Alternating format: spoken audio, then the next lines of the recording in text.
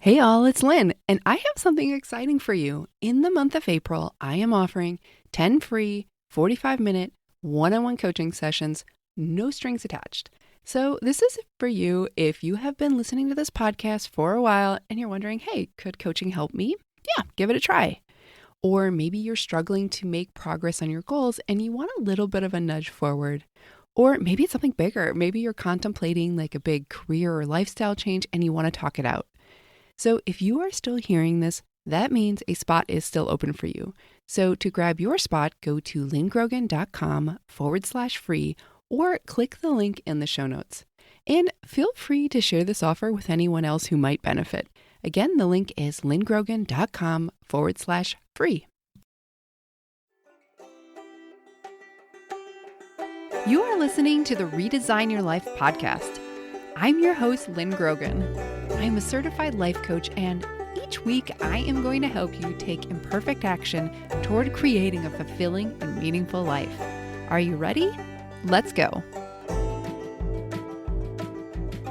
Hey there, welcome back to the Redesign Your Life podcast. So today I want to share something that might shift the way you reflect on your time, especially if you're someone who regularly plans and tracks your productivity.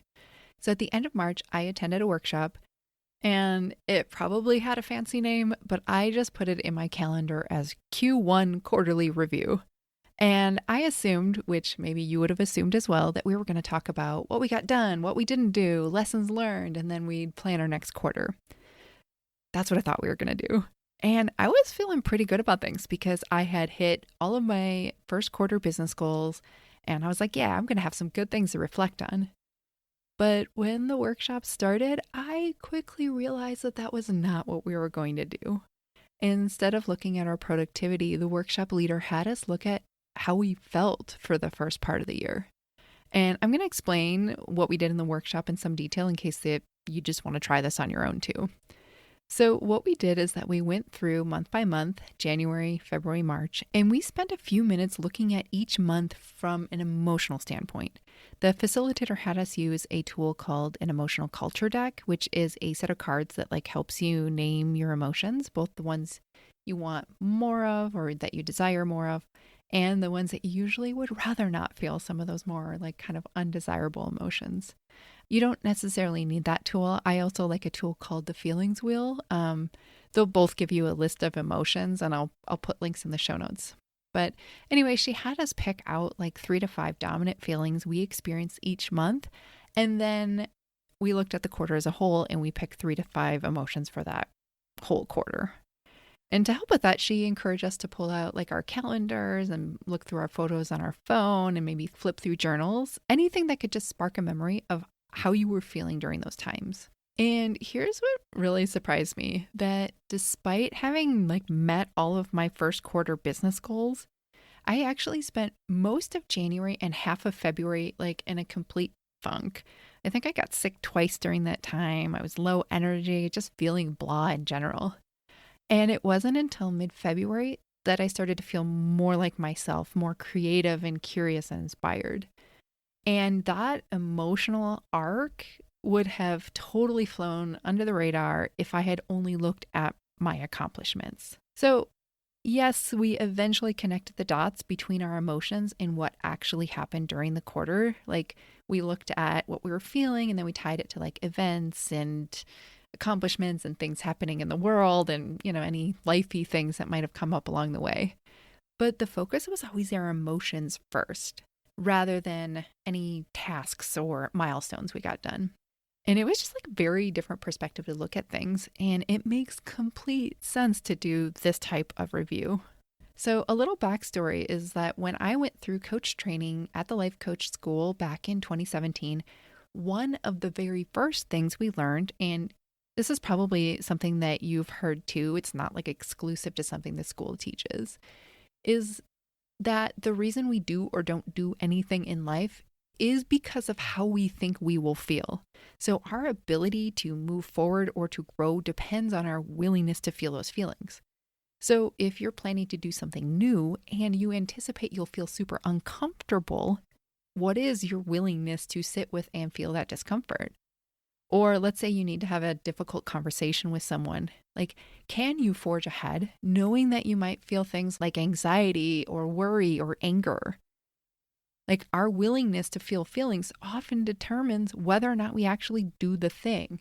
Otherwise, we're human, right? We're going to avoid, postpone, procrastinate. It's just human nature to do this.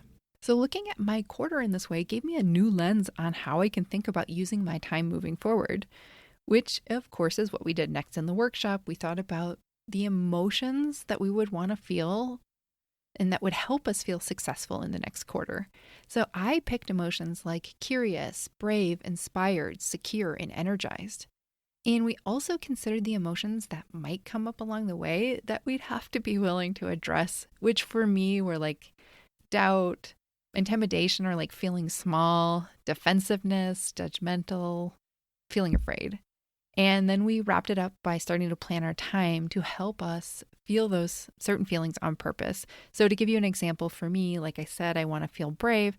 And I thought that, deciding ahead of time to do something out of my comfort zone, like host a workshop, would help facilitate me feeling brave and probably a bunch of the other feelings I wanted to feel as well. So all in all, attending this workshop was super helpful, especially in looking at the big picture. But this isn't something that you can only do quarterly or for a larger span of time. You could do this for any time scale, daily, weekly, monthly, whatever works for you. So this workshop actually inspired me to start doing daily emotional check-ins. I have been using a journal that I just found. You can get it on Amazon. It's called the Resilience Journal, and it's just like beautifully done. It covers 90 days and includes daily emotion-focused prompts plus like weekly reflections. And I started using it on April 1st, and I am so glad that I did, especially right now in my life. So on a more personal note, if you listened to last week's episode, you know that this month has been emotionally intense for my family. We lost our dog on April 2nd, and grief and sadness has been a big part of our days. So doing these daily check-ins has helped me track how I'm doing, and it's helping me do things to regulate my nervous system, like remembering to take my daily walks, to spend time in nature, to drink a lot of water, to connect with other humans. And it's also helping me notice that right now I'm definitely numbing out a lot more. I have been scrolling a lot more on my phone. My eating hasn't been all that great, and we've been watching a lot of Grey's Anatomy. So I decided the Grey's Anatomy part is fine, but the phone and eating are things I'd like to address. But it feels more like a slight course correction because I've been paying attention rather than getting to the point where it's something major that needs to be fixed. I just want to encourage you, like through this podcast, by listening to this, to give emotional check-ins a try. If you haven't been doing it already, you do not need this particular journal. It's just something I have been using and liking. And you could just do regular check-ins by simply asking yourself how you're feeling, using any journal that's available or any paper. And I know there's a lot of apps out there will help you track your emotions. Use whatever helps you check in. I think we're so used to viewing time through a lens of productivity and looking at things at a big picture, like we did with this workshop, or on a more daily basis, like using something like the Resilience Journal, has just given me a different way to reflect on time and plan for things, one that feels more compassionate and honestly a little bit more human. And to wrap it up today, if you like the idea of doing, let's just call it emotional audit in a cozy group setting, let me know. Like I mentioned, I have been toying with the idea of hosting a free, or maybe it's a low-cost workshop where we all get together and reflect and set intentions, not just for what we want to do, but how we want to feel. So if you're interested, shoot me an email at lynn@lynngrogan.com and just let me know you're interested. All right, that's it for today. And as always, thank you for listening and being a part of this journey with me. Until next time.